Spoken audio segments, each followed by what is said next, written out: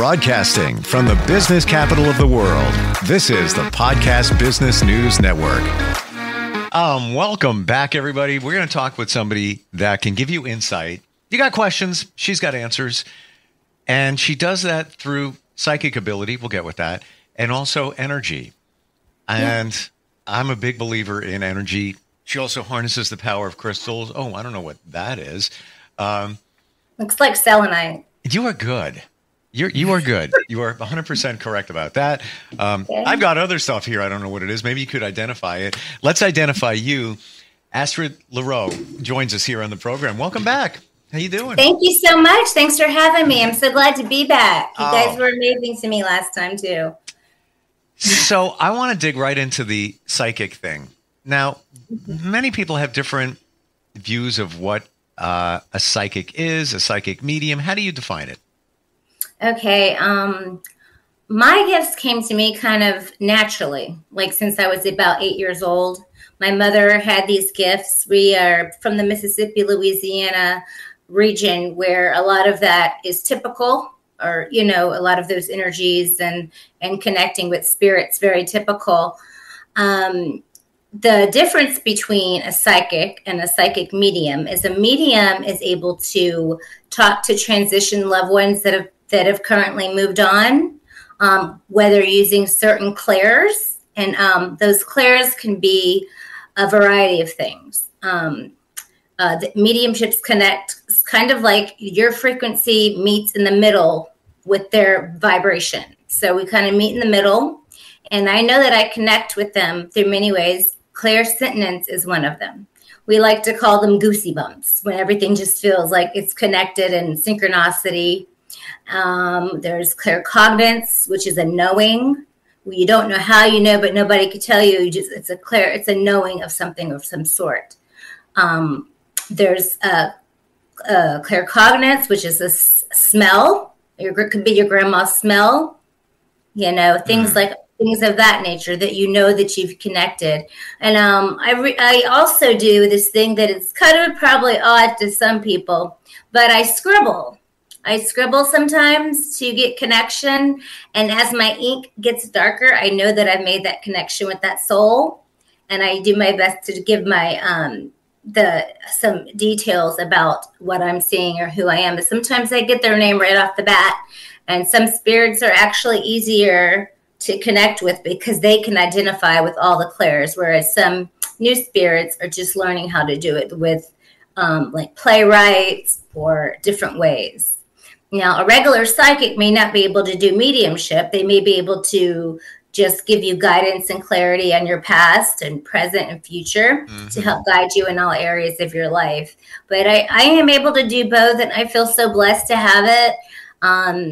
It's been an interesting ride. But I got to tell you, the first time it ever happened, I'm so blessed to have a mom that was so understanding and didn't think I was cuckoo.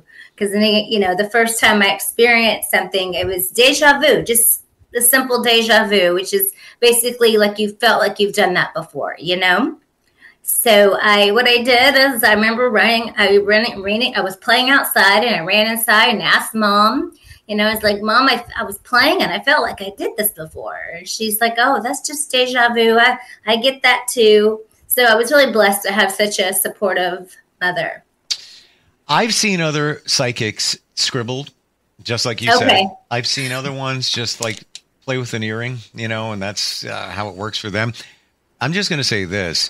If you ever get anything on me, feel free, throw it out there. I'm an open book and will validate as needed. Well, I will tell you, there's a spirit that's been following me around all morning named Larry. And I don't know who Larry is, but it could be somebody in your office or something. But sometimes I get that name. Well, usually sometimes before I go to work, the spirit, I could be in the shower brushing my teeth and I'm like, I'm not at work yet. But yeah, that name has been around me since before I got on here. So it may not resonate. I got to think about it because there may be a reason I may be meeting somebody named Larry later and don't even know it. Don't even know it. Right? Yeah. Yeah. Any other names? Any other beings, spirit around you right now? You're feeling anything? Well, this is my first time on this this particular long show, so I'm a bit nervous. But no, it was Larry, but I can. Larry, it's a male figure channel. It's an older gentleman. It could be your cameraman's. It could be anybody in there, really spirit connected to see if there's a Larry. It's an older gentleman. He feels like he wears like he almost looks like a farmer. He's an older gentleman. He was in the farming industry. Like some flannel, wearing some flannel. Yeah, or some like the overalls. So I'm wondering, and I got to find out because somebody is in the other room and working in a studio that we're building. And hey, Nick, what's your dad's name? Joe. All right, never mind. Okay. Yeah, I will tell you though, but there was one time though that I was like ready for a spirit, and he came before. Sure. I got to work, and then his daughter came through, and she's like her grandfather was William, so and I do have a home office, so who knows? But I got you. Like, I'm just throwing this at you. We just jumped on here. We had some tech issues in the beginning. By the way, anytime I work with anybody that harnesses the power of energy like a psychic, this always happens. There's always an issue, or things go down or shut down. And so I get it. So yeah, if we were sitting in a room sipping a cup of coffee, you'd probably be so relaxed, and you'd probably be dropping 18 names at me at that point. And something with I don't know what this means. This could be, like I said, there's people, I get connections with something with the esophageal realm to something with the throat. It's someone's coming through with that. All right. Interesting. Tell me what that could mean. What the throat chakra. There's a reason I'm asking this. You're onto something here. Okay. So it could be a person that one or two things. This could go hand in hand. This could be a spirit that transitioned from either some kind of esophageal, I'm getting like gastro, where it goes from the stomach to the throat, making it hard for them to swallow, maybe making an airway. Or this could be in a whole different spiritual realm where you're not using your throat chakra or using your words and speaking your mind authentically of what you need or want. Okay, so let me explain. Okay. Interesting. 15 days ago, an ENT, because I had a virus a week or so before, I rarely get sick. I mean, I was just with a coworker, and they were coughing. I was like, what's going to be coming? And I had a fever, first time in decades. Had it for a few days. After that, I got acute laryngitis. 15 days-ish ago, the ENT told me I may need therapy to learn how to talk again. Also told me that on a 10 scale, I was a 6 in severity. Like all this, like, pretty heavy stuff. I'm fine. No issues whatsoever. Feeling great. Apparently they were wrong. But there was a little, kind of tense there when I, heard these things. I'm like, this is what I do. How am I going to work? Yeah. But so maybe you're picking up on something. There's got to be a reason. But that was pretty damn big 2 weeks ago. Thank you. That's wild that you're picking that. Something with the throat that they even brought that up. And I'm glad you're fine. All good. That was a mistake on my part. Yep. And you know what? You go with your intuition. Mm-hmm. And I want to talk about that in a second. But when they said that, I was alarmed at the moment. And I went home and I just took a moment and I sat with it. And I said, in my mind and my intuition, you're going to be fine. Don't even. And you know what? If there is anything, it'll just be different. You'll sound, maybe your voice will be deeper. I don't know, whatever. So I didn't worry about it because inside that's what was telling me. Do you believe that we all have intuition? Yes. I mean, I believe some are born inherently with it. Yes. But I believe that there's a definite, you people just listen to your gut, pay attention to your signs, listen to your guides. That's how it all started with me, just really trusting your gut. It's as simple as that. I think we can all develop it. So there's, definitely. I think we all have intuition. Explain that. Like interesting. I just got a text today. Hope it was a good one. Boy, hold on one sec. One moment. This could be connected to what we're talking about. I'll find out. Okay. When it's a gut feeling, how do you describe it? When you know this is the right answer, what do you feel? That's called claircognizance. I'm sorry. That's called claircognizance. I feel it in my stomach, actually, and I get goosebumps. That's called clairsentience, but then it's a feeling, And see, the problem is when you start second doubting yourself, or you doubt yourself a bit.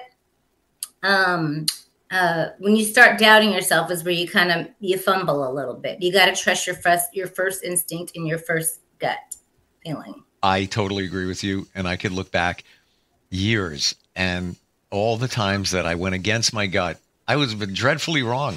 And I knew that I shouldn't go against it. But like logic comes in like, that can't be. It's too easy. Yeah. It's too easy. It's kind of like you have to separate your logic from your innermost feelings, your guides. Yeah. I mean, it could be as simple as for me, it could be as simple as a message. We could be driving down the road and it might be like detour or something.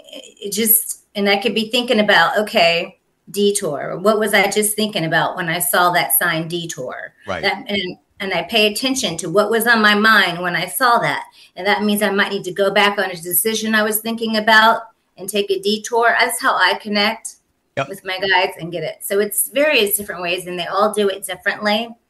When I was doing a reading for one client, I was scribbling for her, and I was like, I see a baby coming. And she's like, no way. That's not going to happen. And then 3 or 4 weeks later, she's like, ultrasound picture.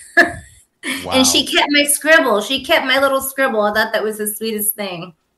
So tell me about some of the other things that you work with. Now, doing readings is one of them. Crystals, we started there. How do crystals support us? Okay, so I'm going to be honest. I work at a crystal shop on the weekends, and I'm still learning. But my main thing that I really work on is I do oracle, and I do oracle cards, and I find that it's not as fixated. There's more room for perception. It's not as fixed, and I do mediumship a lot, and I do dabble into into crystals a little bit, and I do a little what you call candle magic. Lighting certain candles for certain things or positive things, of course. Mm-hmm. But I do know that, and I definitely wear my garment. I got my stuff on. Yep. When I go out the house, I'm protected. I have no idea what you're talking about. You don't know what I'm talking about at all. What is that? What are these things here? There are some things here that have sentimental value that, I wouldn't call them protection, but like I took my daughter to the Bahamas 2 years ago, and mm-hmm. I got this there. It never fell off. So I feel it's a reason, and it's staying on. That's right. Yeah, I agree with that. Wholeheartedly agree with that. And I do think it does for protection. My kids, I have some of my kids have my abilities, and one in particular is an empath, and he has a little bit of a hard time at school. And I gave him an amethyst, and I put it around his neck. And he said, Mommy, ever since you gave me that, I don't hear as much of the noise. He doesn't like the noise. And that's very empathic to me. So the crystals do, the minerals do, they do also what you believe, and you manifest it. You got to kind of believe that it is working. 100%. And whether you wear something and it could just be anything, if you believe and put the intent in it, that's my belief that it can support you. You know what? While we're talking, hang 5 seconds. I've got this over here. Somebody gave this, and I'm not really sure what it is. Can you see it? It doesn't really show. It's sort of is it black? No, it's more of a dark purple. You can just see a little bit of the tinge of the purple there. I think, is it, why can't the word come to my amethyst? Is it amethyst? Amethyst can come in different, amethyst can be light or dark too. I'm far from the expert, but and that's great for healing. It might be too dark for amethyst. That's what I thought. Look, the other day I just bought this one. Or is that? And I was like, and I was telling my friend, I was like, I don't know. I've never seen an amethyst this dark. And he said they come in different. Oh, maybe it is. Yeah, Maybe it is. That's the first thing that came to my mind was amethyst. What's the property of that? That the only thing I can really tell you about that, because I said my main thing is the readings. I do mostly readings there, but it's for healing, and I have heard that it helps with people with addiction issues. Helps with healing addiction issues and calming and grounding, things like that, to keep you grounded when you're out and about. Let's talk about grounding. It's a word that comes up all the time, and many of us don't truly understand what it means. How do you describe it? Okay, so I'm going to try to find the words to deliver it the right way, because I am very high energy. Like I get jokes all the time after readings. She's still in the clouds. Don't talk to her yet. She's still in the clouds. So I really have to sometimes I go outside and I have my little old lady rocking chair, and I just sit outside. I watch the birds, and I love the trees. I always joke with my neighbor. I'm like, they're talking to me. They're talking because they're when they move, right? It's just that brings me peace.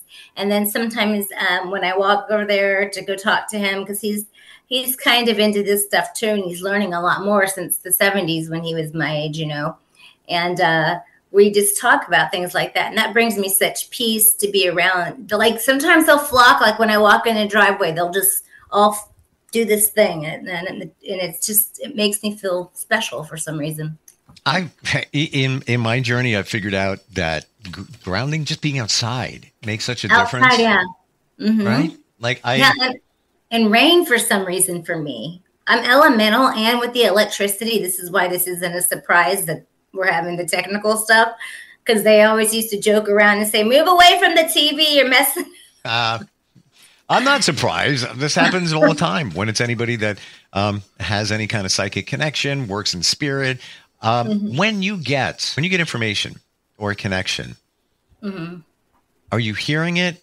Are you seeing it? Are you smelling it? What are you getting? Symbols? Actually, it depends. It depends on the spirit. I have clients that I've been reading for years, so I know their soul almost ascends and grows with them. So if I have a client that has a child that's passed away, and we start off this way, that soul also learns how to do those clears and knows how to connect with me. Do you know what I mean? They learn how I receive it. I call it a psychic Rolodex. So for me to be able to talk to someone on your side, they have to go through, okay, what is he going to resonate with in her little psychic? What flower, what carnation, what kind of rose is going, what do I have in my little Rolodex that's going to make you go, oh, aha. It's kind of like, so spirit grows even in the afterlife. I believe they grow. And I get to know them as family. I do. One of them I've had for years, and I have a home office, and I haven't staged him out, but I feel him around all the time, and I talk to him, and he's a good spirit. I 100% agree with you. And this is my learning that when somebody passes, their energy is still around you. Definitely. The only thing missing is the body. And my mom passed 5 years ago, and I ask for signs, and I get signs, and they're really, really, really specific. And I just feel her presence. It's like she never left. And to back it up, she'll send very specific stuff. And there's no denying that that's very specific, that energy is still around. Is that something that you feel that when somebody passes, that's how you connect with them? The energy's there? Sometimes I don't use objects that much, but I can always tell I can feel when someone brings something like pearls, or that could even be a name or something, but I can usually feel that I'm like, there's something here that you brought that belongs, or I'll even name it without knowing what it is. And that does sometimes help connect.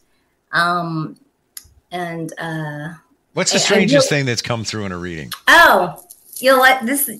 Okay, this is a good one because I was reading for someone, and this is how I learn and how to develop as a psychic more is stop overthinking and doubting myself. Because what may sound crazy to me may make perfect sense to the other person. Totally. Yeah. Do you know what I mean? So I had a family come in, and I said, I don't know why I'm saying this, but they're telling me to tell you the eagle has landed. And then they all just started crying. And it turns out the day of that funeral, an eagle was on top of the casket as it was going down under. Wow. Because I was like, I wasn't going to say it at first because I was like, the eagle has landed. But you know what? In early in your journey, you probably would have, I'm not saying anything. Now you have faith in yourself. Yeah, I have more confidence. I just say it. Right. I just say it. And then sometimes I'll get text messages later, and I still feel Larry. I don't know if it's from if you find out who a Larry is around there. I'm thinking. I'm going around. They ask questions. I don't know if it's Larry or Barry. It sounds like Larry, but he's got these overalls. He makes me think like I took care of a farm. He's very proud of his property, very proud of his lands. I feel like there could be a military component too, where he almost went but didn't. And he chose the family farm. But this is he's coming in very strong to me. And that was before we started this. So, let me know if you... Oh, I will. Believe me. And I'm going to be thinking about it. And there's a Barry that was at the very beginning of my career. Haven't talked to him in decades. Maybe he's going to pop back into my life. I don't know. There's a reason for everything. This Barry, Larry, Harry. I nail the name, but then sometimes it rhymes with it, like Larry, Barry, or, right. Sometimes. That'll be on my radar. We're just about out of time. How does somebody find you, Astrid? They want to connect with you, have questions, maybe you want to get a reading. How do they do that? Okay, well, you can call 321-458-3281, or you can visit me at www.facebook.com/Astrid LaRoux. I also have a website. It's Ashley, ASHLEYCEARNALWO. Ashley, ASHLEYCEARNAL.wixsite, which is WIX.com/mysite-3. That's a lot, right? I'll find you on Facebook or your phone number. I need to start investing in my business more. All good. You know what? You have a phone and you're on Facebook. Many people don't even do a website. They're on. I suggest one, but people can find you on Facebook as well. Tell me, please. What's your number again? 321-458-3281, and you can text or call that number. And I have done Zoom before. I don't know what today was I don't know. Yeah, because I have readings I've done for people. Sure. It's the energy. I'm telling you.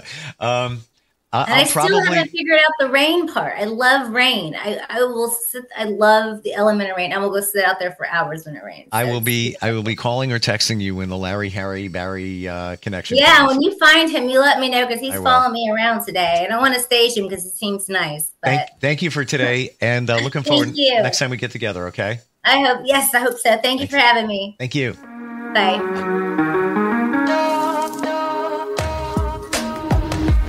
Broadcasting from the business capital of the world, this is the Podcast Business News Network. It's Thursday night, and you're grabbing drinks with some friends. Started off with a pitcher for the table, which quickly becomes two. There's pool. And there's the photo booth. All right, everybody squeeze in. Say cheese! Followed naturally by an order of wings. And another. Can we get some extra ranch sauce? Then there's the ceremonial nightcap. So what are we doing this weekend? And lastly, it's back to the car, which, if you're buzzed,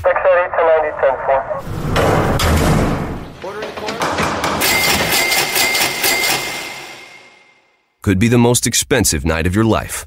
Getting pulled over for buzz driving could cost you around $10,000 in fines, legal fees, and increased insurance rates. Nothing kills a buzz like getting pulled over for buzz driving, because buzz driving is drunk driving. Brought to you by the National Highway Traffic Safety Administration and the Ad Council.